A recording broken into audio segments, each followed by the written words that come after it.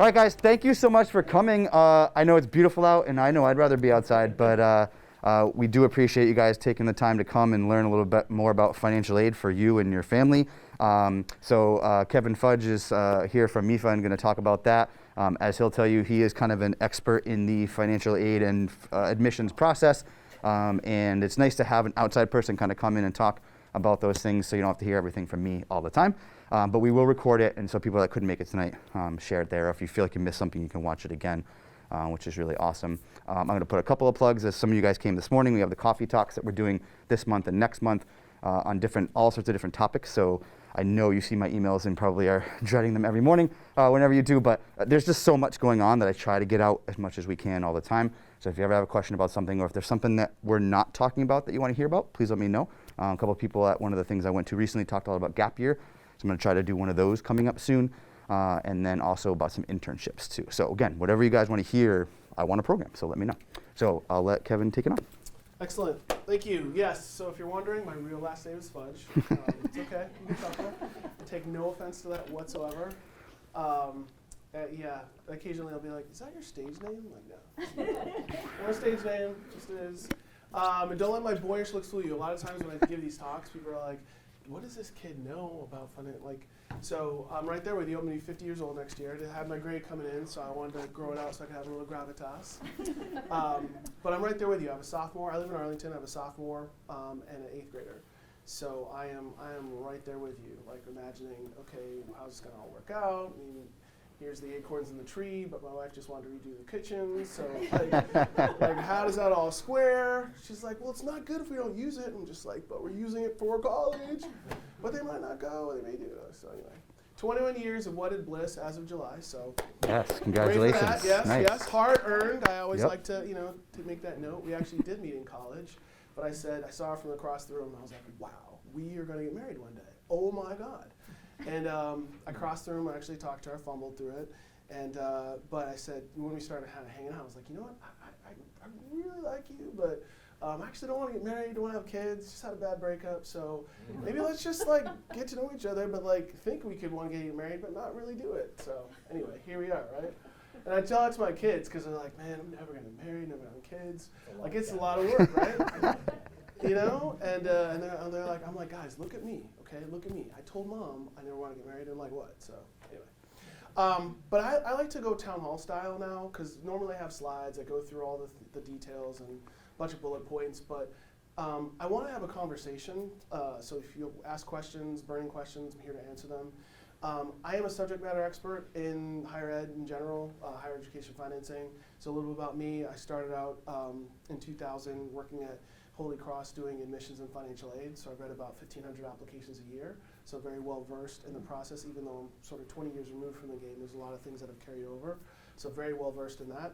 And then specifically when it comes to higher education financing, an expert in student loans, how that all process plays out, navigating student loan debt, and so really been part of the national conversation since I'd say about 2005 in helping policies change to help borrowers navigate and manage their debt.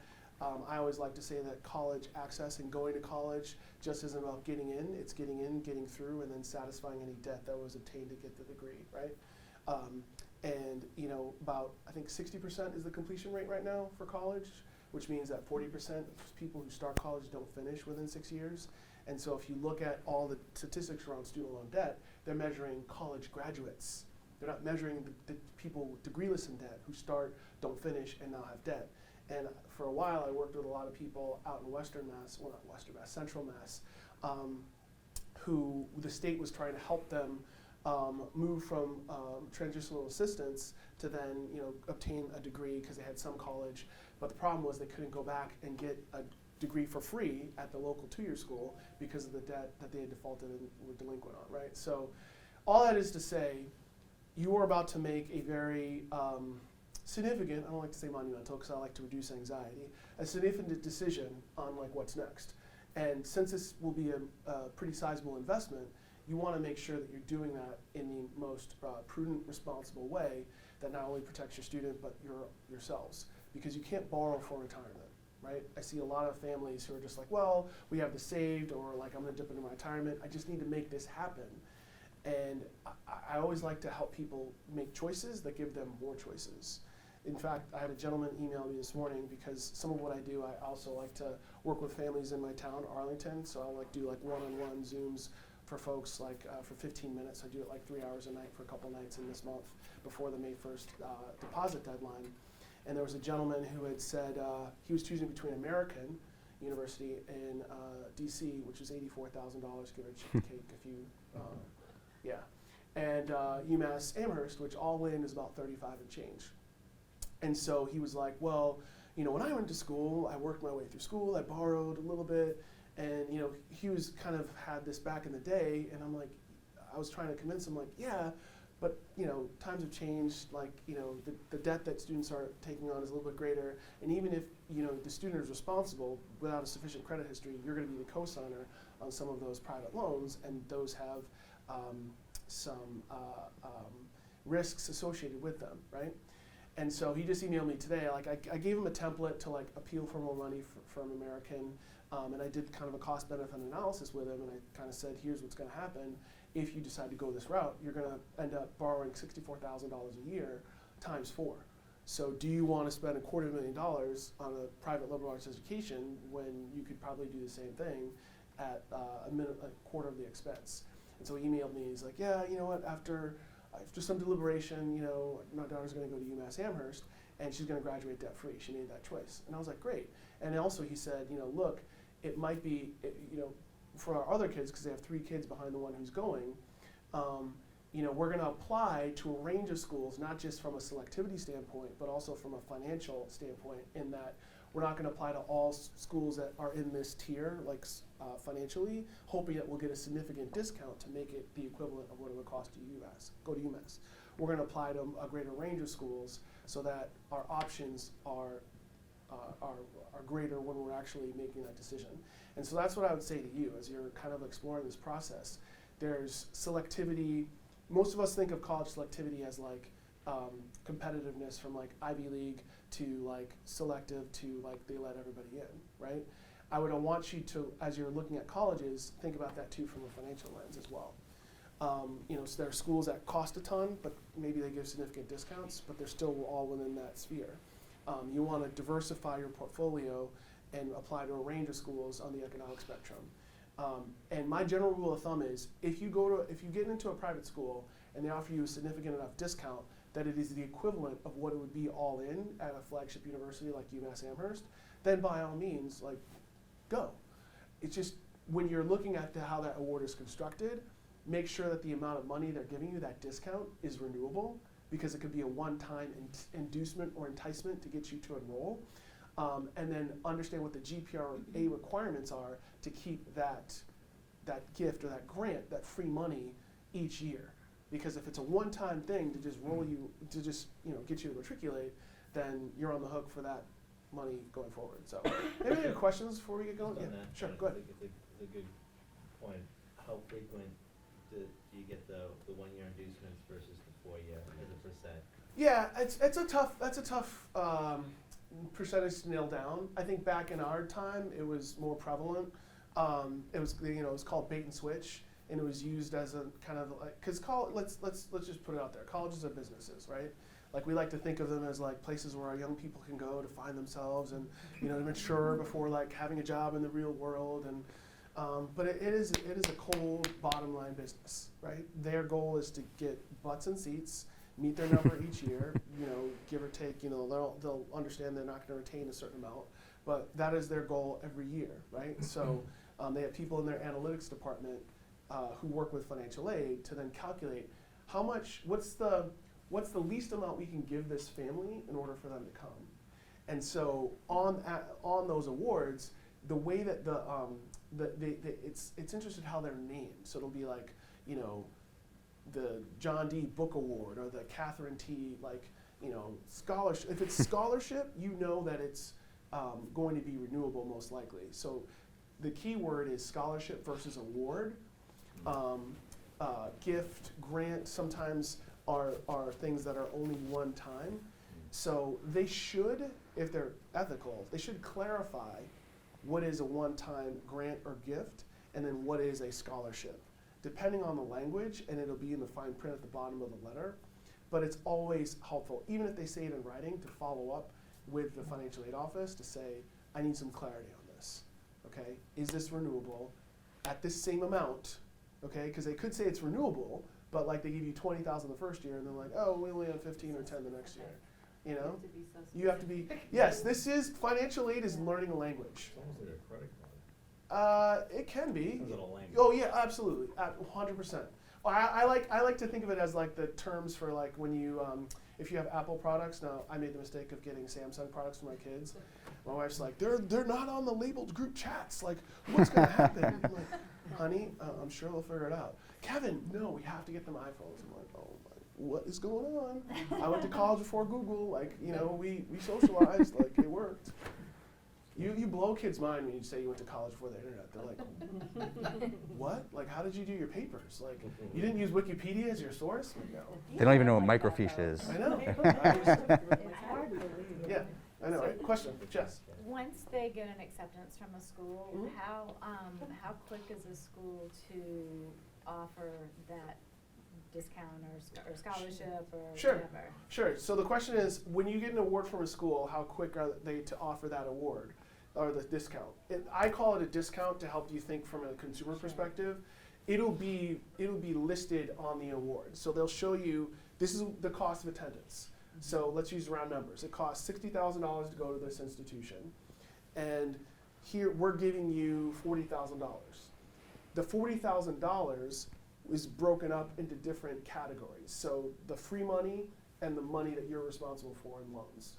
So the free money would be the grant, the scholarship, and that's what you want to key in on first, because that's what's going to reduce your out-of-pocket costs.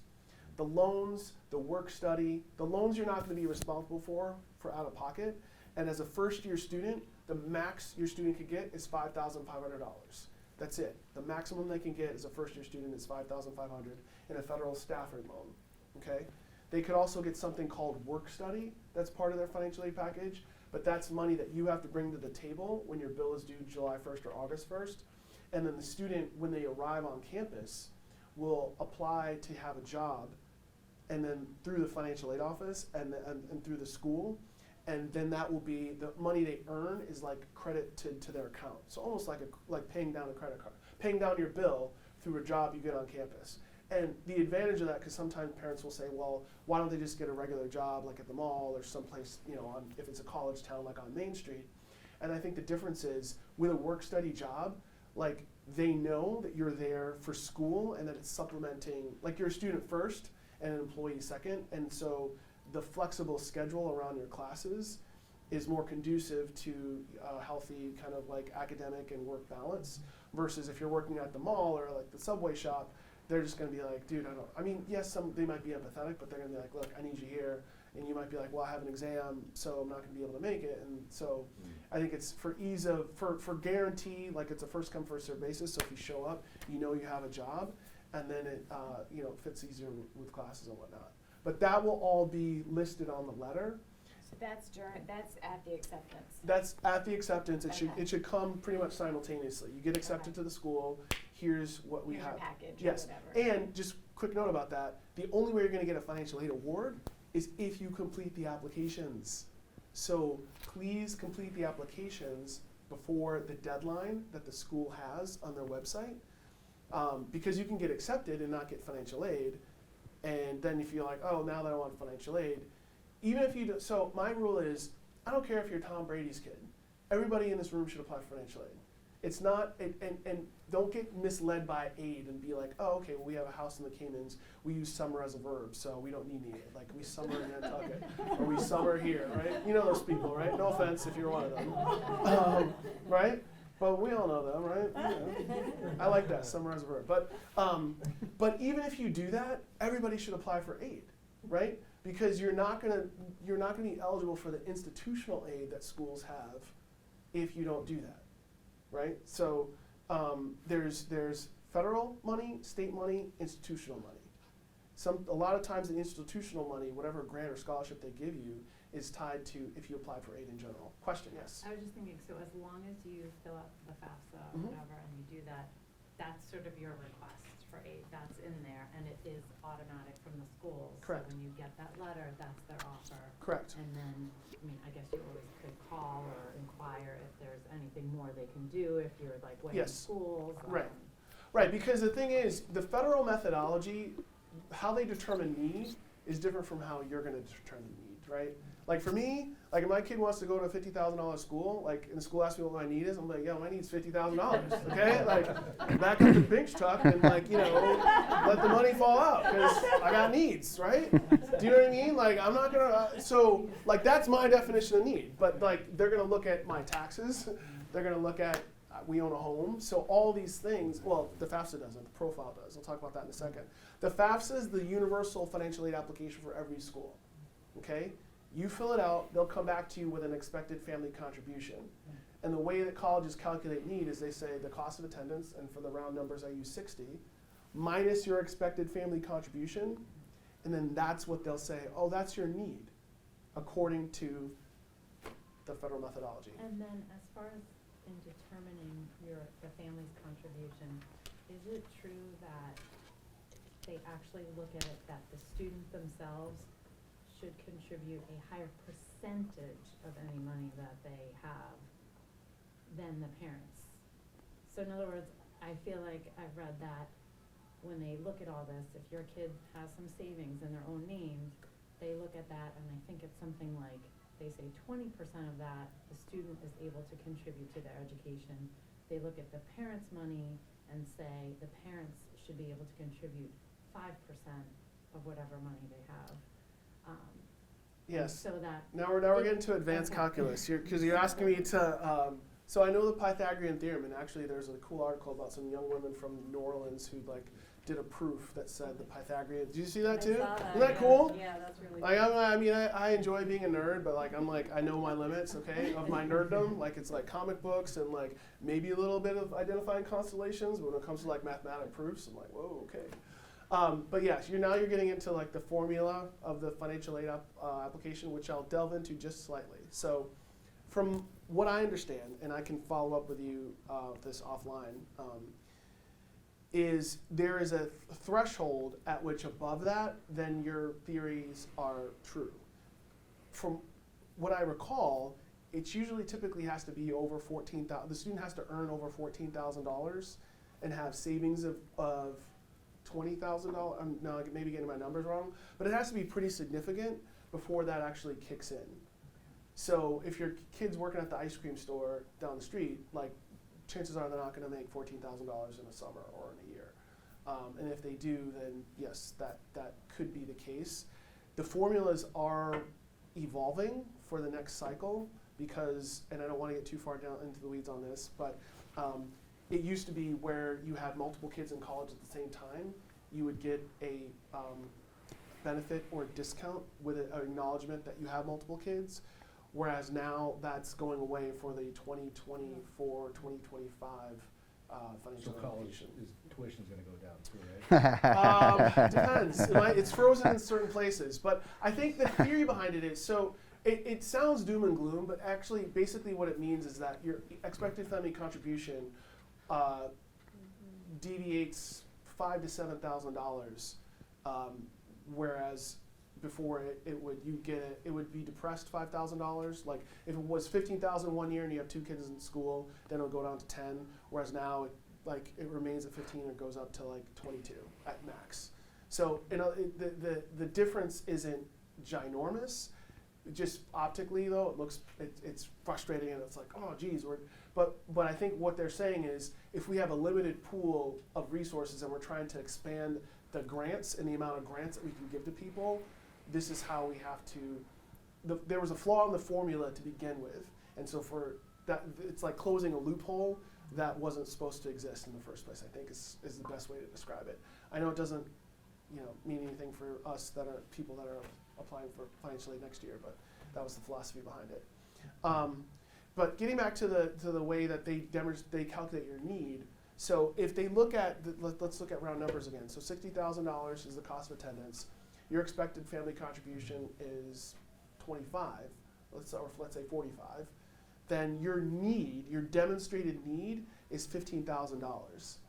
And that's what will say, okay, well, $5,500 of that is a Stafford loan. We'll give you $5,000 in a grant. We'll give you $1,000 in a scholarship. $2,500 in work study, and then that's what they'll do. And they may not meet 100% of your need. That's one thing to remember. When you're looking at colleges and they say we meet 100% of your demonstrated need, the operative word there is demonstrated through the financial aid application and the formula that calculates your EFC, right? So meeting 100% of your need is giving you a financial aid award of $15,000. Now for me, my need, if you say you're going to meet 100% of my need, you give me $50,000, that better be all in free money. But it's not, right? So not all, one big takeaway that I want you to have from this is financial aid awards are not constructed equally. And the terminology used is not universal. And so that's why learning the language of financial aid, there's professors at MIT who don't understand the difference between a grant and a loan. In my talks, like larger talks, when I'm in an auditorium and microphone, I'm like, hey, who knows the difference between grants and loans? And crickets, I don't know if people are shy, don't want to speak out in public, but it's a basic concept. Like grants are free money, loans you have to pay back, but people take a double take and think about that. And I'm like, loans you have to pay even if you don't finish the program. Yes. Even if you're dissatisfied with the professor who taught you or the education, yes, you have to repay them, right? Now there are certain loan forgiveness options, teacher loan forgiveness, public service loan forgiveness, etc. Pay as you earn. There's all sorts of mechanisms to help you with repayment, but that's a whole nother language and series of things you need to learn as well. And I always say for people, if you're going to borrow, it's really a good idea to understand the cumulative total amount that you will borrow, and then what that means, what that translates into a monthly payment for your son or daughter, right? So if you borrow the maximum every year you could, your first year you can borrow $5,500, your second year you can borrow $6,500, and your third year you can borrow, third and fourth year, you can borrow $7,500 in federal Stafford loans. So if you take out the full amount each year, you leave with $27,000, which translates into a monthly payment of, depending on the interest rate, $281.77, or let's round up and say $300. Okay, the interest rate on the loans is fixed for the life of the loan, so they're set every July 1st. So for people who juniors now that will be seniors next year, the interest rate on the Stafford loans that they'll take out, or that people that are enrolling in college, I should rephrase that. Seniors now who plan on enrolling in college in the fall, their interest rate will be set July 1st, 2023, and that'll be fixed. There's usually not much variance between 3.4%, 4.2%, and the only way that changes is if a student consolidates their loans, and then it'll be an average of the interest rate of all the different loans. The other financial aid application, I just want to get to this and I'll take questions again, is the CSS profile. You may have heard of this. I'm being recorded, so I'm not going to say actually what I really think about it. But this is the one where it gets to be very challenging in how they determine your need. Because if you own a home, most private colleges are going to expect you to use your home as an ATM to pay for school, especially if it's an asset, a sizable asset with property values being what they are in Greater Boston. That's going to factor into the institutional methodology in determining your need. So I'm putting that out there right now. It's going to be frustrating when you fill it out, but you have to go through the process. Just it is what it is. Is that a federal application too? No. So the FAFSA is the federal. The FAFSA.gov, student aid. That is the Department of Education. That is a federal application for every school. The profile is about 250, give or take a few, private colleges and universities and some scholarship programs throughout the country that offer it. So We see a good number of our students having to fill it out every year. The colleges that are on that list are colleges that our students are applying to. Depends on the college. We might Correct. not have Correct. to do When you it. go to the CSS profile, there's, and I actually have it on the website, there's a list of the institutions who require it, Okay. and Is you it can more see it there. private? They're all private, They're all correct. They're all private. Yep. Okay. Yep. And so I would just say, if your child is on the fence about applying to one of those schools, maybe sort of nudge them off to the other side and be like, do you really want to go there? I mean, like I said, entertain it. I think it's important to have a very frank and candid, courageous conversation now so that you can set expectations. Please, you are in that position to do that right now. Do not wait until your child is a senior, applying to colleges, gets in, to be like, yeah, that's probably not going to work. And just so you guys know, we just met with all your juniors, for those of you who are junior parents, this past week and this week. And we literally, at least I specifically, just told them to have this conversation with you. So I don't know if you've had that yet. And to tell them, hey, we just filled out the Common App. Hey, Mr. Smith told me to talk to you guys about what we can afford. Because if you don't start having these conversations now, it gets uncomfortable when they get accepted to the 10, 12 schools they're applying to and you can't afford for the schools they want. So have those uncomfortable, I told them this is now the adult conversation you are having as a team, right, as a family, because you might have brothers and sisters coming after you, and you can't afford to have 2 or 3, or maybe there's already brothers and sisters in school, right? So we have those conversations so that if they come into you, that's why, you can, and we can talk about that later. If you guys want to have a meeting, I'm happy to talk and kind of mediate those conversations too, but they're truly, truly important. Yes, question. Is there an instance where you wouldn't want to fill out that profile, or they can deny you, right, for the CSSI profile? I don't think they can. So there's never. Let me see how I want to say this in a very diplomatic way. There's never any harm from filling out the profile. I've had people. There are some outfits who want to talk about college planning that will say, don't apply for financial aid as a strategy to get into a selective school, because if the student gets waitlisted, the first kids off the waitlist are the ones who who have not applied for financial aid. In my opinion, and in my experience, I don't know that that's a very effective strategy for getting into your top choice school. I think that transparency works best, and if you want to be in a position where you want to negotiate the type of discount the school gave you, you're in a much better place to do that if you fill out the financial aid applications to the best of your ability, openly and honestly. That's just that's the best way to go. There's an app there in the profile. So yes, on the profile you say, do you own a home? What year did you purchase your home? What was the purchase price? What's your monthly mortgage? What's left of the mortgage? And most key, what is the current market value of your home? Which is just like, wow, I'm not going to get anything. But just complete it and see where you are. There's actually a section too called for supplemental questions and for special circumstances.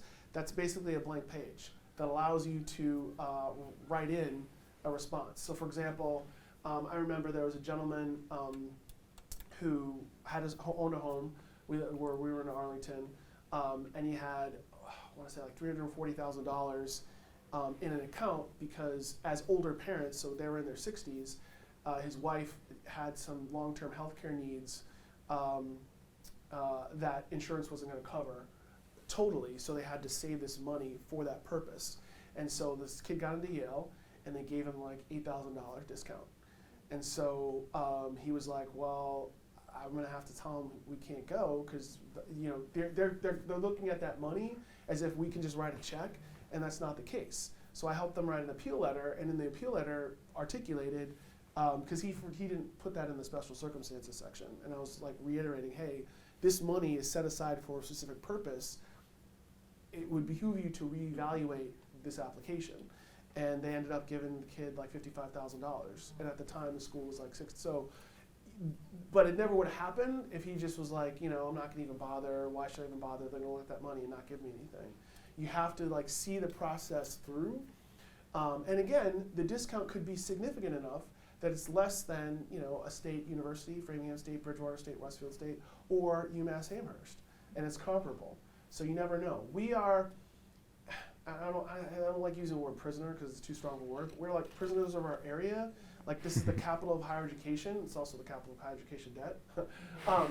But this is the only state, the Commonwealth is the only state in the country where more people go to private schools than public schools. 70% of the country go to public schools. So if you travel for work, my homework for you is the next time you're at like a conference that's drawing people from all over the country, ask people that you just meet, hey, where'd you go to school? I guarantee you probably never heard of it, and they're professionals doing fine, like living life and all's well. Like, we're the only part of the country where people get hung up on the bumper sticker that's on the back of your car.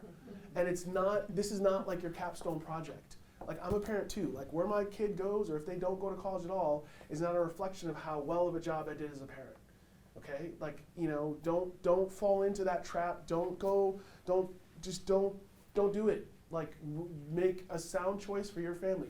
Everybody in this room has different definitions of affordability, and everybody in this room has different acceptable levels of risk when it comes to borrowing and even paying out of pocket for school. Yes, question. It's interesting to hear you say that, but then how does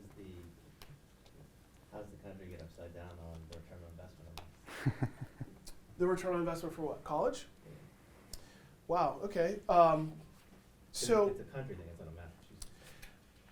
well, Right. so yes and no. So if you look at what are the largest drivers of our economy here, biotech, healthcare, finance, higher ed.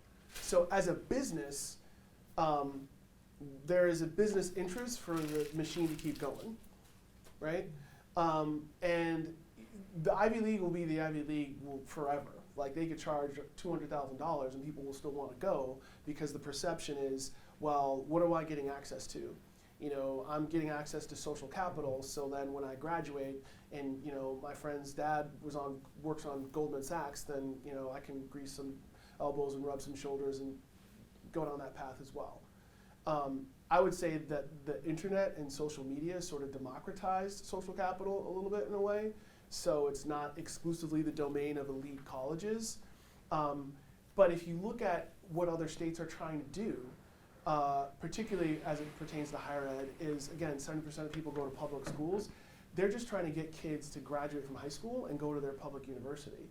I mean, I did a report in grad school on Oklahoma's brain drain initiative in 2008 and 2010, and how they were trying to like restructure requirements and work with high schools and say, yes, kids, you can go to college, it's affordable. Like, what are the things that we can do to make it affordable?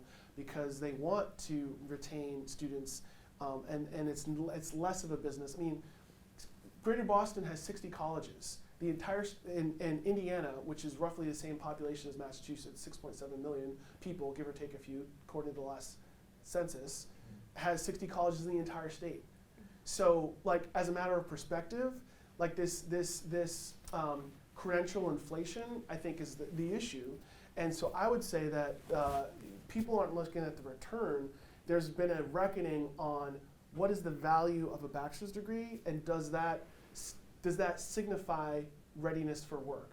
In other words, for certain entry-level positions, they're going to teach you what the job is, regardless of whatever you major in, right?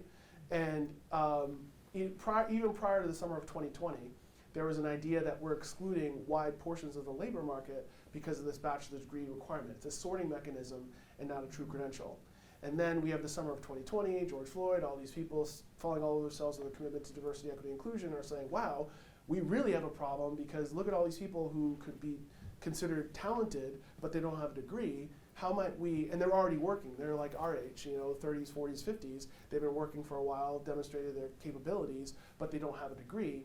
What can we do to continue to move people through and to have leadership positions, even though they don't have the credentials that we're looking for, right? So I think there will be, nationwide, there's this, I think 3% of companies are now accepting applicants for entry-level positions without bachelor's degrees. You look at some of the states that have said we've dropped the requirement for state jobs. Maryland recently was in the news, Pennsylvania. So many municipalities are saying, trying to reevaluate this. I don't look at that as to say college isn't worth it. It's more of an emphasis on how to do college in the most financially responsible way. Because in my opinion, yeah, is it worth it to drop $250 large on a bachelor's degree? Absolutely not. Like, it makes, in my opinion, it doesn't make any sense, because you can get a bachelor's degree for significantly less than that, and 5 years, 6 years after you graduate from college, nobody cares where you went. Do you care where I went to college? Does that matter? This was in Philly. No, I mean, no. I went to the college undergrad that was founded by the third president of the United States. Who was? Who was it? I Yes? know only because I was here at one of your other. Oh, okay. Oh, see? So you learned something. Come on. That's okay. No, but you paid attention. That's right. Okay. So, and then where did I go to grad school? Do you remember? Grad school at UVA somewhere in there, right? No. It doesn't matter, does it? I don't know. Just know that I went to grad school. Who cares? You can look it up on LinkedIn. Be like, Kevin Fudge, where did you go to grad school? But the point is that I like to tell people to work backwards. Like when I'm talking to students and they're like, I want to go to this college and major in this, and my friend went there, and they're not thinking like this economically. I'm like, okay, let's dial this back a second. What do you want? What do you want to be? What do you think you want to do? And they'll tell me like their ideal job, and I'll say, all right, why don't you talk to somebody that's in that industry and ask them how they got there? Because what you're going to find is there's not always a straight line from point A to point B. It's like circuitous. There's different stops, and once young people embrace multiple pathways and different options to get there, then when you talk to them about, hey, I remember. So do you remember? Did I tell the story about the kid from Acton-Boxborough? I don't think. Okay, so I live in Arlington. I went to get some pool supplies in Acton, right? Home of the famous Acton-Boxborough Regional High School, the famous hyphenated schools in Massachusetts, right? Concord Carlisle, Dover Sherborne, Whitman Hanson, Lincoln Sudbury. They send 99% of their kids on to 4-year school. So I'm getting pool supplies, and I see this kid. His name's Joe. Like, hey, Joe, what's going on? And we start talking. I was like, oh, what are you going to do next year? Because he tells me he's a senior, and I'm assuming he's going to go to 4-year school. And he's like, I'm going to go to Middlesex Community College. I was like, I'm sorry, what? Did you get the secret memo? Like, have you been to one of my seminars? Like, what's going on? And he's like, yeah, I'm going to go to Middlesex for 2 years. After I finish 2 years, I'm going to go to UMass Lowell for engineering. I think it was chemical or biomedical. And after, I'm going to enter as a sophomore, and then I'm going to finish at the UMass Lowell and graduate with no debt whatsoever. And I was like, Joe, you didn't come to this conclusion I heard. Okay? So I'm not saying you heard me and like I traveled well, but like, really, what happened? And he's like, well, my sister, who's 25, she lives at home and she has a ton of debt. And she went to a private college in the Boston area. She could have lived at home, but she didn't. She didn't want to commute. She lived on campus. And she had an okay experience. I mean, she had an okay experience enough to stay there for 4 years, but it didn't like knock her socks off. And she told me, she was like, if I were you, and if I could do it over again, and I could be 17 and 18, I would make a much different choice, because now at 24, my choices are limited given the amount of debt that I have and how that impacts my life choice a lot, what type of job I look for, because now I'm not looking for what I want to do, I'm looking for what pays me the most. Right? And if you're 23, 24, there's not a whole lot of I mean, yes, if you're an engineer coming out making 85 or above, great. But like, if you just have a liberal arts degree and you're trying to like, see a giant increase in salary from like what typical entry levels are, you're not going to really be seeing that, right? And he said, I'm listening to my sister and I'm going this route and I'm really psyched about it. I was like, Joe, let's go on tour, man. Okay? You bring the pool supplies, I'll bring the knowledge. Yeah. I have two. One's a question and one's a comment on that. Sure. Have you read the book? One of my friends gave it to me. Her son was a freshman in college this year, and my daughter's a junior. So she's like, "This is a really good book to not get like all crazy overwhelmed." And Yeah. it's called Where You Go Is Not Who You'll Be by Yeah. Frank Bruni. Yes. And I How love did I know it. that? I know. You're not a player. You didn't tell me beforehand, I did you? did not. Okay. Although we do have this weird connection. But yeah, and it's really good, and it talks a lot about what you're talking about. Obviously, you know that. But some of one of the things was really interesting to me was when he interviewed former presidents of the United States, or people running who ran for president, and who have been governors, and that was really interesting. Firstly, because I knew all of them, Yeah. and just hearing where people, a lot of them went to their state schools. For all sorts of reasons. One was, his mother was sick and he wanted to be close to home, and Yeah. it was affordable. And Yeah. but he did talk a lot about later, and grad school seems to be a little bit more if you're going into a particular field, Right. grad school seems to be a little bit more like Yeah. the important title. Yeah, totally. But it's a really, really good book. I haven't finished it, but it's Yeah. really good so far. But anyways. That's a great point, and Yeah. especially if you're going to grad school, it makes no sense to like blow your budget on undergrad. Yeah. Like, why would you pay $250,000 for a bachelor's degree when your kid has you have a strong inclination that your kid wants to go to grad school? Makes zero sense. Zero. Question. Yes, so I. Nice color jacket, by the way. I'm liking the green. Appreciate that. I did live in Philly for 2 years. Get the Eagles over here. I have been doing some of the calculators, like estimating like parents' need, and Yep. when you get to the part of like what is your current house value, like go on Zillow, which of course every real estate agent says is total garbage, Yeah, right? yeah. So is that what we're actually using? Like, are we using our Zillow values? Yeah, less. I'd say less 10 to 15%. Okay, Yeah. so like subtract some off. Yes. And Yeah. when you go to actually do it on in Yes, your same thing. paperwork, they're not like double checking, they're not No. Googling your address and throwing it into Zillow. So you really No. can kind of put. Yeah, I mean, right don't number in insult there. them. You're Don't like, insult "Oh, them. that's lost value." Yeah. Don't. I mean, yeah. And it was easier. I will say it's easier. It was easier to do that during the foreclosure crisis. Yeah, yes. because Like, a lot of we're people were hoping things underwater. Don't go well over the next. For real estate, like, Yeah. The timing will be perfect. Yeah, you're not audited. I will say this, that you bring up an interesting point, because on the profile, and again, only on the profile do they ask you property values, not on the FAFSA, only on the profile for certain private schools. They will also ask you, what do you think you can contribute to 1 year of your son or daughter's education? That is a very interesting question, because again, I'm being recorded, so I'm going to say this diplomatically.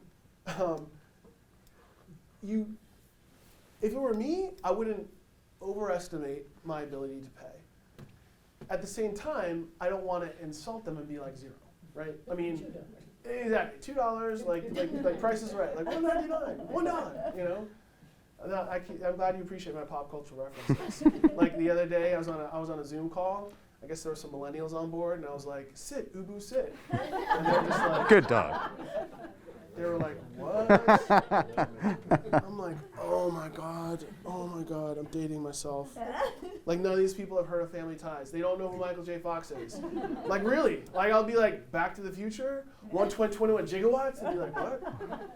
I'm like, oh my god, what? Where did I get old? I mean, like, people understand Golden Girls, right? But I guess that's like, you know, a hipster thing now, right? Now vinyl's coming back. I mean, God, vinyl before was cool. You know what? It's okay. I love getting old. Getting old is awesome.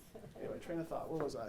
So yes, you don't want to insult them with a low ball number, but you know you're Don't hurt yourself. exactly, and you're basically what you're signaling to the school is, yes, I understand that I am primarily responsible for paying for our son or daughter's education.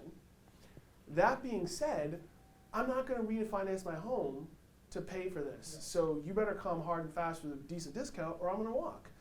Right? Yeah, Second good. question. Sure. So, our daughter's top choices, of course, the ones she loves are the bougie ones, of course, like they all do. Okay. Yep. Two of them have this apparently new thing that they're doing where the students come out with no student loans. Okay. Sure. So, you know, it's need and family Yep, based. yep. How do you feel those compare to schools that expect students to take on student loans? Do you find they're more generous, less generous, like lean in one direction or the other? Yeah, that's a good question. They play it up to be this wonderful thing, and I'm like, you just want me to pay more of this. Like, I don't know that you're necessarily going to give more money unless you're on this, like, end of the spectrum that may be getting a lot of money anyways. Right. So the first part of your question is the schools that are advertising the no loans. Yeah. So there's this. Most of those schools are pretty highly resourced and have very low acceptance rates, like in the teens and single digits. And I can't remember what Princeton's was or Harvard, but it was pretty significant. If your family makes 250, 220 or 270 or less, then you're guaranteed. But I'm like, that sounds great, but first you have to get in, right? Right. For the schools that say no loans, again, that is most likely going to be based off of your EFC. So if your EFC is 45 and the school costs 60, and they say we're not going to give you any loans, well, that's great. They're going to give you $15,000, and then it may or may not be a stretch for you to come up with a 45, and you may not be borrowing anyway. So I would say it's a marketing tool for schools, a way to differentiate themselves from others in the marketplace, and maybe it's worth a conversation with the financial aid folks. Either if you go to like the junior open house, sometimes they're happening now, or a fall open house, just to get some verbal confirmation as to what exactly that entails. And again, assuming that there's not going to be any adjustments sophomore, junior, and senior year, because maybe in the fine print they're like, yeah, no loans for incoming freshmen, right? Right.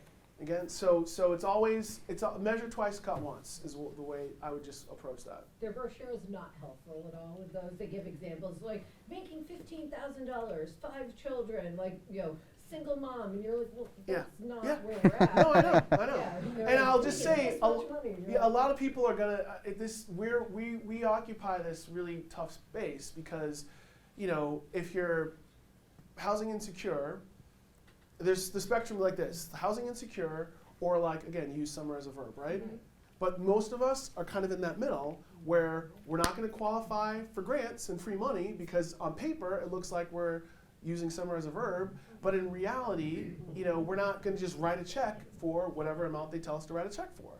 So that being in that position is sort of the most challenging position to be in at all on the spectrum, which is why it's even more important to arm yourself with learning the language of this, being confident in your ability to communicate with the schools, with your kids about what's possible for you, and again, you don't shout into the wind. This is what it is. Just I would implore you. I use the word implore a lot. Ask Bless you. you. It's all right. Ask you to really, again, not. You call them the bougie schools. I would say it's behavioral economics. You know, people equate cost with quality. So there was a great psychological experiment on this show. It was like Thinking Money. It was a Maryland Public Maryland Public Television production of, I'd say, 2008, 2009. And they did this study where they were like, it was a psychological study where they took 100 people, and they said they gave them each wine. And they gave them each, it was like wine from a box, right? So $2 chuck, right? You know, for half the people, they were like, this is Louis the Eighth, I don't even know if he's a king, his private reserve. Okay, it's never been opened until now. And you are the lucky ones that get to taste in this gloriousness, right? And they gave it to 50 people, and like, yeah, it's $2 chuck. So what do you think happened? The people who thought it was super expensive were like, that was the greatest one I ever had. And they showed the brain activity and how they were like drinking, and they were so excited because they thought it was super expensive. And the people who like showed the brain patterns of like people who knew it was $2 chuck and cheap wine. Like, whatever, yeah, I'll drink it, but it's not that great, right? But it just goes to show you, like a college is out of nowhere. We're like just all of a sudden they met with the same crowd who talked about the importance of the status of the credit card. If you really want your mind blown, like watch how credit cards became a thing, like the history behind it, and the dude who like talked about like how you can get people to like carry debt and that'll make them feel more statusy. Like colleges raise their prices, but some change their names to appear more inclusive. Like Beaver College became Arcadia University. Case Western Reserve became Case. You know, and that combined with a rise in price, like that's how you become more prestigious. But like, don't take the cheese. Like you know what I mean? Like it's so. Okay, full stop. I went to Harvard for graduate school. I can tell you, they don't dip the textbooks in gold and be like, open them, and then they're like, whoa, this like rush of knowledge comes to the classroom, and like you're not in the cafeteria and like owls swoop in like Harry Potter, bringing you your syllabi and like, you know, tapping your keys on your laptop to finish your paper. Like it's not. I'm telling you, like people will say all the time, dude, you say it doesn't matter where you went to college. You went to the University of Virginia. You went to Harvard. How can you say that? Whatever. And I'm like, I hear you. I'm telling you that the currency, it does not hold. Now, if somebody wants to look at my LinkedIn profile and give me a meeting because they see that I went to Harvard, and if I went someplace else, they wouldn't have given me a meeting. That's not on me. That's on them. And maybe I don't want to I'll find somebody else to talk to at that company if that person's like all about prestige and glory. Like, I don't know. What were you gonna say? Comment. My brother was, he worked in higher ed, director of financial aid Okay. and admissions, and I asked him that same question. He's like, honestly, in New England, you gotta up it, cause people, like, if you're a $30,000 college, then you're at the low end. They think you're Mm-hmm. worse than UMass, you Mhm. know? And this is a college of, I don't know, like 1,500 kids Mhm. in Ann Arbor, New Hampshire. Yeah. But that's, Yeah. like, we literally throw a dart at the board. Yeah. And it's only up, Yeah. no down. Exactly. We gotta stay competitive. Like if Gordon College increases, 3%, we have to increase 3.5. Mhm. Because we compete against them, but we need to be a little bit, and our average kickback is huge, Yeah. right? Yeah. And we recruit international students Who so that don't they're have full to, they don't players. get, exactly. Exactly. And so, Yep. he's flying to China and Korea and Japan. Mm-hmm. I need to get 15 full pays so that we can. Mm-hmm. So we can discount X We can amount. Subsidize, yeah. Yeah. So, like, that is a great point, and it talks about the business of higher ed. My legacy, what I hope to leave behind, is two things. One is a movement of consumers to make different choices, to force changes in higher ed, because the changes aren't going to come top down. It's going to come from people voting with their feet and making different decisions. And the other thing I'd like to see is the evolution of college, and that my hope is that when the reckoning comes, that they don't double down on an old business model. I don't want to see anybody lose their job. Like when I talk about colleges consolidating, no pun intended, or closing, that doesn't make me happy. I'm not gleeful. Like I realize that colleges can be economic drivers of communities, and that the biggest employer in an area. And I don't want people to lose their job. I would love to see colleges be repurposed. And I remember writing a paper on that in grad school for like, we talk a lot about, it's almost like boarding school for the masses. So there's like boarding school for the elite. But what if, we repurpose some of these schools that were on the precipice of closing and, brought together like at-risk youth in urban areas, in rural areas, and hell, in suburban areas, right? I mean, let's be honest. Challenges kids have are universal. Forget the context. But it's almost like you could use the campuses as labs where you could have, sometimes there's therapeutic boarding schools, sometimes there's training academies. You could retrofit them for like, to give career-connected learning. So let's say IBM and Amazon wanted to like have half of the college campus be like a plant for their workers, and then half of it be like, helping kids understand like, tech coding camps and things. Like there's so many ways to think about retrofitting and repurposing college for what our needs now, instead of like attached to the agrarian model, like they were built with land-grant universities, and like just like we have the agrarian model for our school calendar, the summer off, so kids can work in the fields. You know what I mean? Like that would be my hope in the next 20 to 25 years. But I'm not confident it's going to happen because so many like. It's really interesting to read about how college presidents get religion once they leave. They're like, oh, this is just unsustainable, and like we got to do all these changes. I'm like, why didn't you do that when you were in charge of the college? Because the pressure they're under from the board of trustees to have a capital campaign, to raise money, to build a new building, to have the latest stuff, and it's like an arms race. And somebody's got to say, you know what, enough. There are a couple of colleges that tried to get off the rankings train, because that's no offense if anybody works here for U.S. News and World Report, but those rankings are the bane of my existence. How do you rank a college? Really? Like one college is better than another, and you're going to rank based on alumni giving? So a college where the people where people with considerable resources, I'm not going to use summer as a verb, but people with considerable resources donate, like how does that college get graded better just because their alumni have more money, right? Like, what does that mean? Do you see what I'm saying? Like, how we're evaluating and what we equate quality with, like we could find different systems. Yes and yes. So what do you look at for your primary source for return on investment for colleges? That's a great question. The primary source for return on investment, the federal government actually has done a very good job, the Department of Education, with some clarity around helping people search. So there's College Navigator, which is a really good place to go. There's another one that escapes me right now. I'll follow up with you. There's College Navigator and College Scorecard. And those are both gov.gov. Those are both federal Department of Education websites where they show you the average debt that students have when they leave, percentage of students that are employed. Like you can kind of see, extrapolate from the numbers they give you what the return on investment is. So those College Scorecard and College Navigator are both really, really good websites. Because in my opinion, again, that's the thing you want to look at. Like, what is there going to be a return on this investment? And what are the different ways that I can make this investment without compromising my long-term financial future? Because as Aaron said, we all like to say this: the family goes to school. It's not just the kid who's going at the time, because the whole entire family is impacted, even if it's an only child.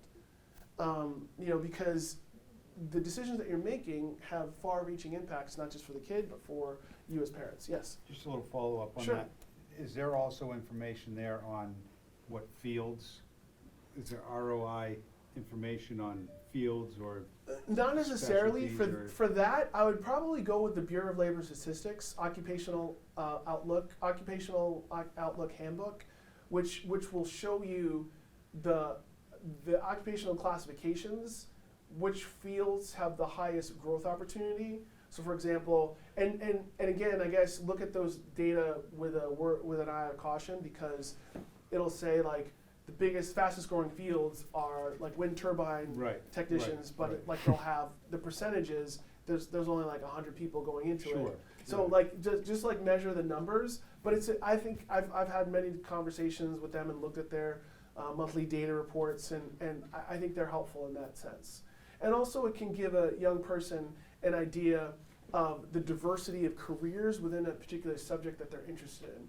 So for example, if somebody comes to me and says, I'm really interested in sports marketing, I'm interested in marine biology, my first task is almost like an organization chart, show them all the different positions that flow down from that single source of, this is my area of interest. Because when you get wedded to this idea, like, well, I'm only going to go to this college because they're the only one that offers my major. Well, if you look at all the different positions and jobs associated with that field, then now your college search can be expanded as well, and you're not just narrowly focusing on this one institution that you think is the perfect pathway to your ideal job. Yes, question, then question. In your examples, you mentioned UMass, like Amherst, the flagship school for the state, and Yep. then there's a kid who was going to go to UMass Lowell. Yeah. From a financial aid perspective, is there a difference between looking at the flagship school for any state and then some of the satellite schools?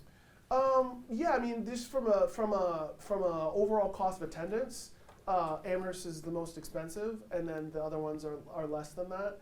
I think the question then is, I kind of put all the state schools in the same bucket. I mean, obviously, the 2-year schools are significantly less expensive, and then there are incentives that the Commonwealth offers to encourage people to start and then to transfer, and so there's more of a seamless transition from a 2-year to a 4-year degree with like credit transfer, acceptance, things like that, tuition credits, freezes, etc. But yeah, I mean, it's a question of, and for that kid too, the couple of years he saved on room and board costs as well, because the 2-year schools don't have dorms. There's a couple community colleges in Maine that have dorms, but for the most part, 2-year colleges don't have dorms, so the students kind of going back and forth. So you look at that savings too. That's why he was able to go to UMass, then live on campus, and then graduate debt free. I also say too, think of all the ways you can invest in your kid. So, for example, if you have a student who's really gung-ho on going to a brand name school that's really expensive, I've encouraged parents to offer trade-offs and say, if you went to this school that's half the cost, we can take a percentage of that, and let's say you want to study abroad, or let's say you want to spend a summer in Costa Rica. Like, let's say you want help towards buying a car. Like, there's lots of different ways you can invest. Hell, even like you want to help them buy a condo when they're 22, so they're not paying exorbitant rent. Like, expand the definition of investing in your child's future so that it's not locked in on this one particular thing. because as I talk with school counselors across the state and the country, college isn't a destination, it's a point along a continuum. And when you remove that sort of like destination, this is my reward for 12 years of hard work, then you have a more expansive idea of like, okay, how does this fit into the path forward and eventually on your own? My kids, they're like, well, can't we live here forever, Mom? No. And she's like, and Mom is, this is what I wanted daughters. Okay, I wanted 2 young ladies. I was all in girl power before it became a thing, right? I was gonna role play. I'm like, I'll be Gaston, knock me off the castle, you know. But my wife and Mom and her sons, it's like, I like it though. It's great. I mean, unless when they come at like 11:30, I'm like, Mom, can we have some snuggles? I'm like, go to bed. Oh my God, just go to bed, please. Like COVID just screwed up our bedtime. Like we had such good like boundaries and routines and everything, and then COVID just like blew. Like I'm like, I heard my son talking on the phone at like 11 o'clock. I'm like, what are you doing? In what universe is this okay? Like my dad used to get on the phone. I couldn't talk on the phone past 9 o'clock. And I was trying to like talk to this girl. I remember her name was Celeste. I was like, yeah, let's go bowling, go to the movies. My dad got on the phone. He was like, Kevin, it's 9:05. Get off the phone now. Just like salted my game. I'm like, the girl just like laughed at me, told everybody at school. I was like, oh. And my son was like, Dad, you grew up in the 1900s. Yes, I did, son. Yeah, go ahead. So in terms of debt-free, you Yeah. know, having the kids come out debt-free. Yep. In some cases, I think I have a hard like, should the kids take out a small loan each year, Mhm. just so that they are invested too? Absolutely. Because, I mean, I just finished paying my student loans not long ago. Yeah, congratulations. Yep.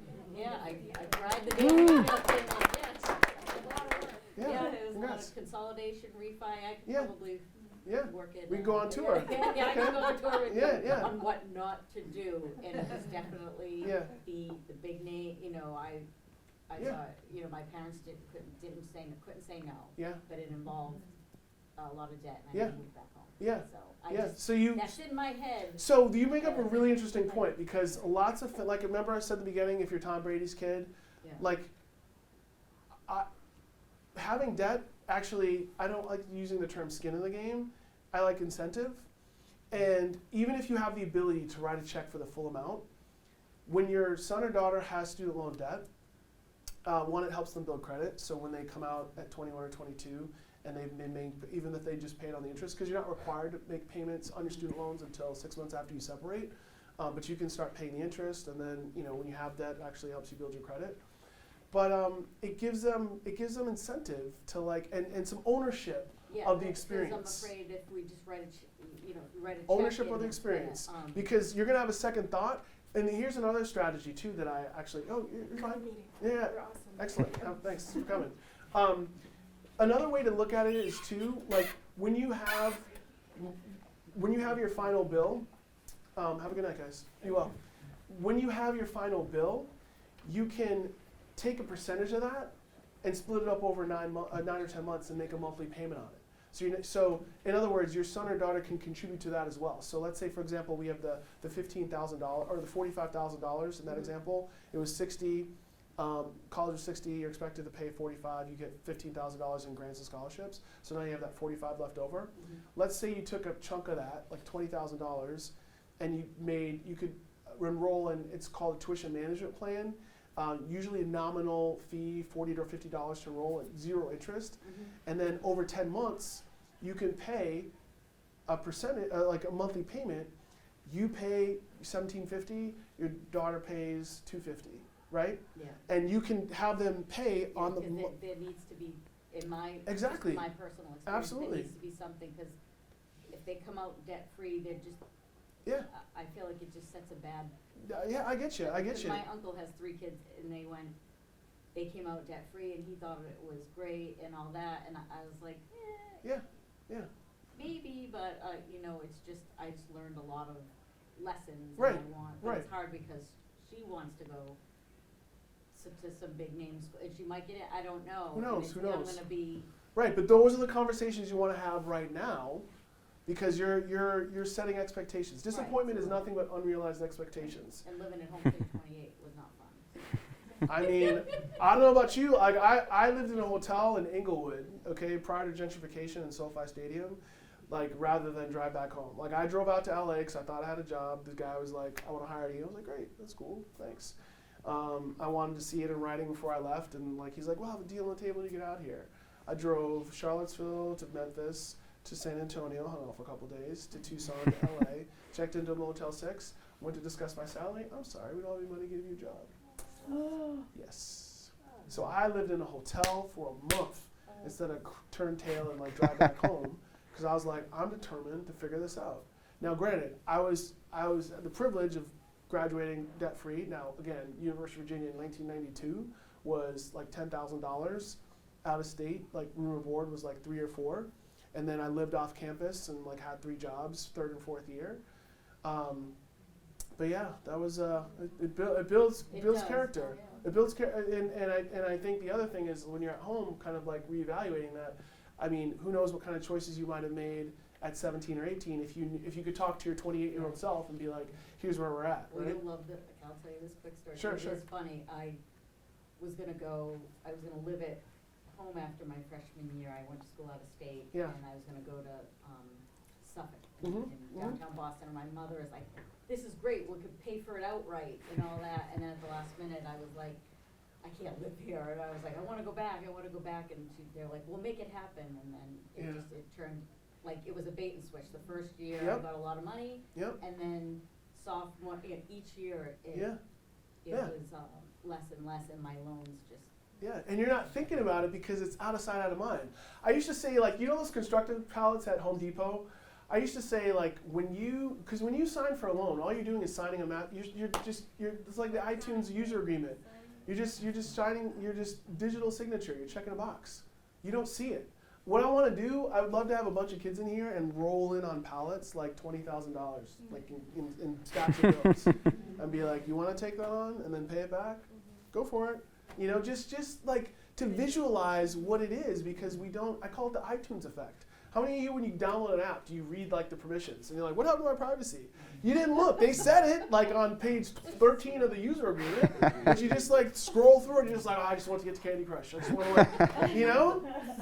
Question. Well, I see you shaking your head. You're flabbergasted. Your head's spinning, No, no. but hopefully So reduced anxiety. you said like about having the conversation with our kids Mhm. now about what you can afford and stuff. So like, if you're, they're always looking at tons of schools to start with because Mhm. they don't really know, and you have to narrow it down, and this Mhm. will be part of how you narrow down where Yep. you're going to apply. Yeah. When you Google these admission rates and everything, tuition, I should say, Mm-hmm. that doesn't even include fees or Nope. room and board. What you're looking at. Cost of attendance. In theory, if that's what we're seeing published or whatever, should we double that number to figure out No, what our they- real- No, in Naviance, real- when we use like, Naviance, so the students can see it in there, You- the they- full everything. they Like if they can. click on this on the college, everything school everything we're has it. talking about has each school has all that information, so they can see the tuition, room and board, full cost of attendance. Okay, okay. Yeah. Because Yep. that would probably double the cost of what you're seeing just on. It depends, right? It depends state versus private, but If it's out of state, it's Mhm. all that. Yep. Okay, so Naviance will have all of that in Yeah. there, so we know more real numbers. And that's up to date with That like price calculator. current. most- for the most part, yeah, within reason. And each school, my friend in the front, each school has their net price calculator on the On the website. correct. But it's very depressing. It is. It is. It is. And I feel like you hear too that they say, oh, don't worry about the sticker price, no one pays sticker price. But does everyone pay pretty close to sticker price? I Like, you're mean- saying if you're Well, only getting. So I'm gonna go back to the other Sure, go question for it. that was about like our UMass system, right? So they're all about the same price. But what happens is your student is based on who they are, right, academically. So you have a student, I'll give you a case this year, a nursing student applied to UMass Amherst, UMass Lowell, and Salem State, okay? Will have very little to pay at Salem State because she's much higher than their average student, right? So she got their top scholarship and she's got a good financial. Merit, Yeah. Correct, right? Where at UMass Lowell, she got in, nothing, and UMass Amherst, she didn't, right? So all the same system, same whatever, but like because their requirements are different at each school and that type of nursing majors, Where they fit in. correct, right? So there's that level of what then you guys have to pay, and if she had gotten into Amherst, she would have had full, she would have had nothing to help, right? Because she was a little below what they're looking You for. don't see that until you get your acceptance. Right, but you could do your You- homework and no- before, correct. as you're looking for what schools to apply Yeah, to. like in Naviance, it tells you Right? to get in. So, Yep. so like when we applied to college, like applied to 6 schools, 2 that were reach, 2 that were like, I was like 50-50, and then 2 I was like, man, if they don't accept me, we got problems, right? Okay? And that was it. But I did my homework. I did, I didn't do a bunch of algorithms, but I did my homework, and I got into 3. I got rejected by 3. And I still remember who I got rejected by. But that's okay. I actually so I got rejected by Stanford. I know that I have the letter, and it was actually a really nice letter. You're in a very large group of people. I know. But James Montoya was the guy's name, and I saw him at a conference in 2016, in the College Board Conference in New York City, and I was like, Mr. Montoya, how's it going? Kevin Fudge, you rejected me back in 1992, but it's okay. I got over it, kind of. And he was just laughing about it. But it was such a good rejection letter that I took elements from it and edited the rejection letter at Holy Cross where I used to work. So, yeah, it happens, rejection. So here's a quick story of modern day. Sure. So my son graduated last June from college. He's a very good friend who graduated from a university. And here's the private loan story and the story of how awful this is, and I feel horrible for this kid. So he just finished consolidating his loan 6 months after school. Yep. Interest rates have gone up. Guess what his interest rate is at? 12%. Oof. Oh my gosh. His loan is over $1,200 a month. Mm. Just for his undergrad. He's defaulted for 2 months in a row now. And no one's helping him from But when this he loan. took them out, wasn't the rate published for what it was? When he took them out, they were at a certain rate. But you Just have so know four. that these are private loans, too. by Private. the The way. private loans. Oh, because I'm Right. like, why would you? Private. If Private. you're going to Private. an expensive Because school, you're, gonna- even if you got FAFSA, your 55 is not gonna cover. Right. And so he's at that, and then when he tries to look for help, no one really wants to help because they want you to default. I Mhm. mean, it's paying interest on interest. So there's not really guidance there. So this is why you are so important here, just to help people be more aware of how we guide and frame that. when Yeah. we go in. Nobody signed anything on the dotted line yet. So, He's not that's. moving out of home. Yeah. He's living at home for a long Yeah, time. yeah. I talked to, real quick, and then I'll get to your question. I talked to a young woman who, a couple of years ago, I was doing some one-on-one advising, and she was kind of like a little misty. I'm like, oh, what's going on? She's like, I'm getting married this weekend. I'm like, okay, don't cry yet. I mean, yeah, you'll hit some choppy seas. I guarantee you, not if, but when you run into trouble, remember the reason why you got back together, why you got together in the first place. That's what some good marriage advice gave me. And also somebody said, marriage works as long as you both don't want to quit on the same day. So I was like, that's another good piece of advice. And she was like, but I don't know what to do. I'm like, well, okay, but you're not married yet. What's going on? She's like, I haven't told my husband about my student loan debt. And I was like, oh, yeah, wow. She hasn't told your fiance that you owe. And I'm like, okay, well, maybe it's not as bad as you think. If you haven't guessed by now, I'm an optimist, okay? My team could be losing 100-0 with 2 seconds left and be like, there's a chance. I'm a super optimistic, okay? I'm like a happy, optimistic person. That's how I live life. And I was like, it can't be that bad. Thinking hopefully it's like $5,000 or $10,000, maybe $20,000. And she's like, it's like $85,000, $100,000. I was like, oh, okay, yeah. Yeah, you got some problems. But here's the thing, okay? Relationships are built on trust. And as long as you have a conversation now, maybe you can salvage whatever's left. But the point is that it was all private. She was just stuck. And you as much as I dislike the idea of using your home as an ATM, you're almost better off doing the home equity line of credit and having your asset, your loan, your debt tied into a tangible asset that eventually, when you move on to like a ranch home or assisted living, you will come out ahead from that, right? Versus still being under the burden of that education debt. Question was here.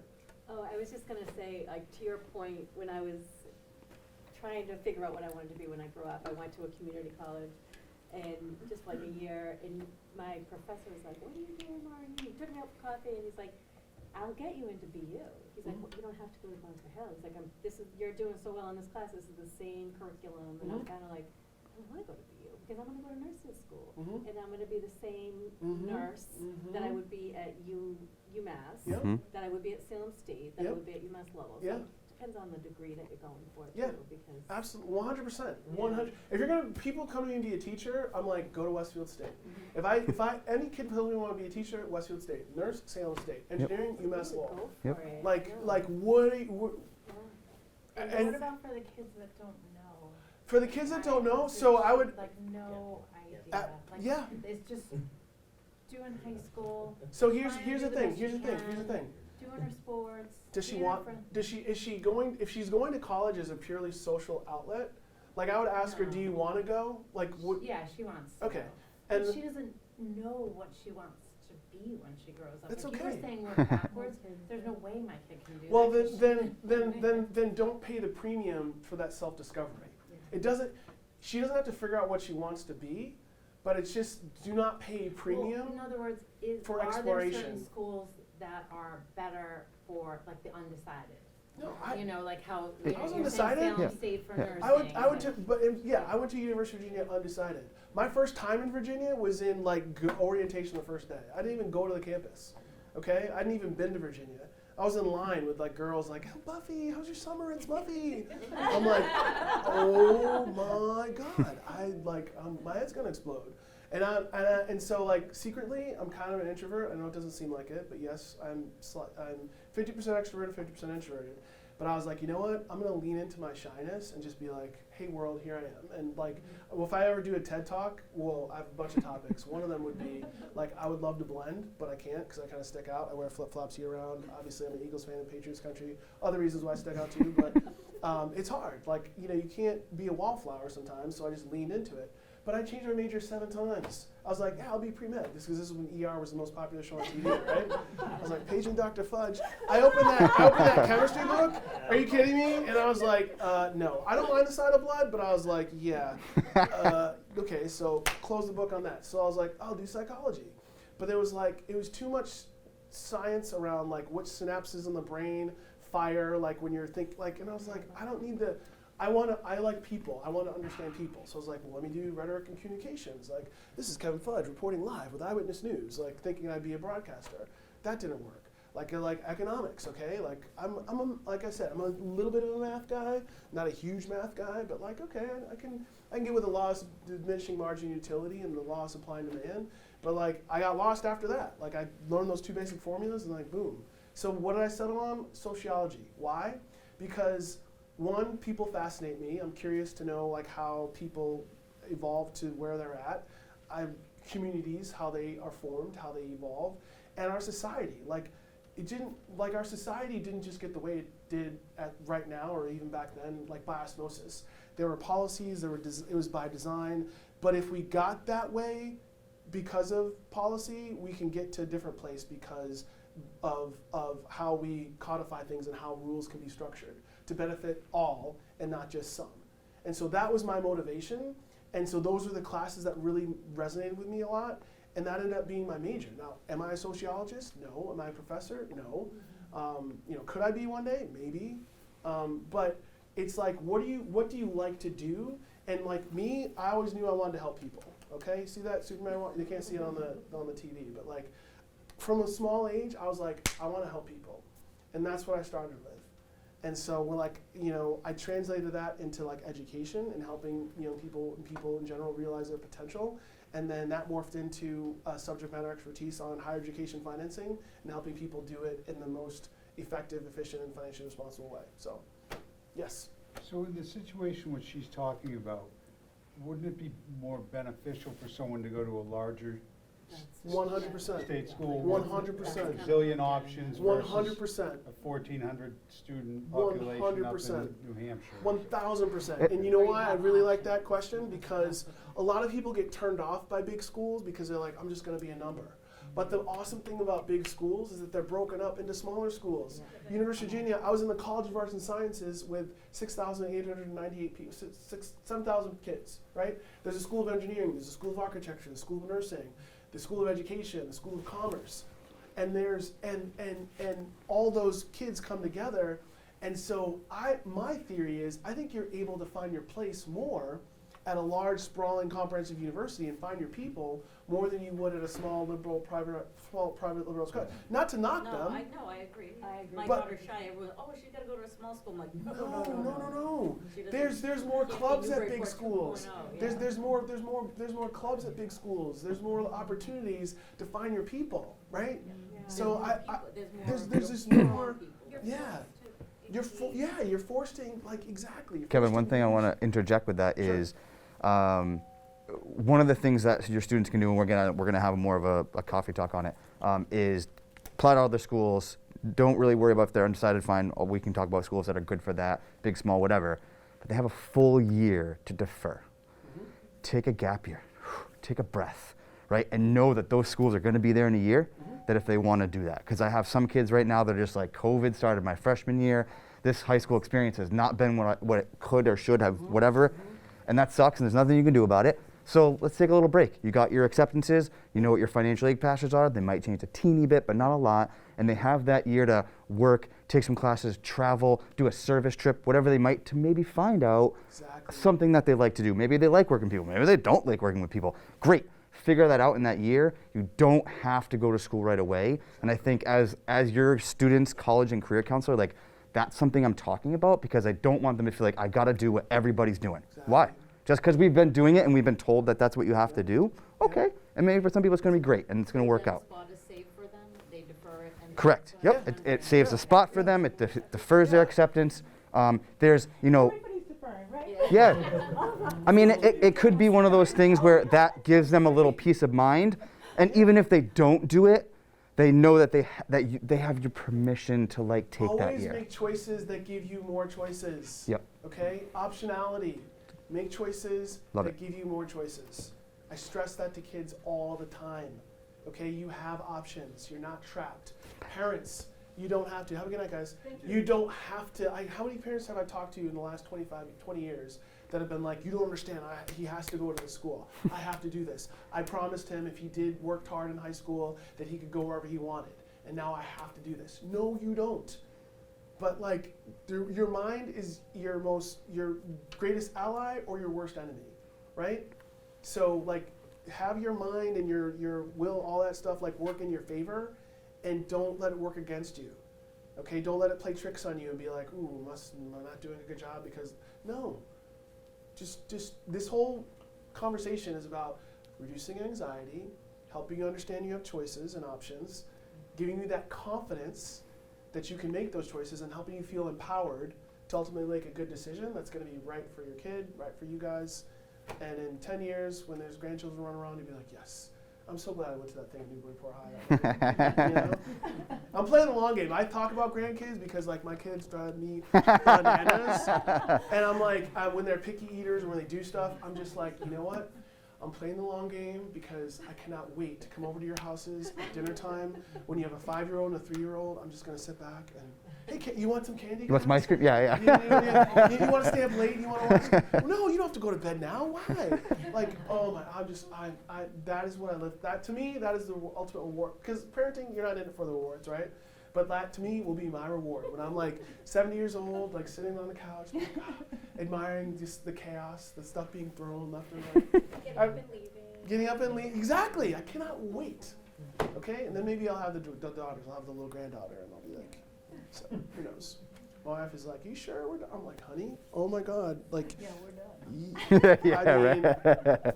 unless you want to adopt, like, a 15-year-old, like, can you imagine, like, having a baby at, like, I mean, I know some people do, like, you know, God bless them, having a baby at 50, because I'm always, like, adding 18 to that, so, like, I'll be 70 when they finish high school, and how's that going to work out, you know? Like, I mean, I already have arthritis, you know, so that's why I wear sandals. It's true, I have arthritis, but it's cool, you know, we all have our thing. But anyway, I thank you for your time. I'll be up here if anybody wants to ask you more questions. Thank you so But much. yeah. Thank you, Kevin. Yeah, no worries. Aaron has my email. If anybody wants to reach out and email me, happy to do that too. So, Awesome. all right. Thank you so Terrific, much. thank you. Thank you guys for coming. Yeah.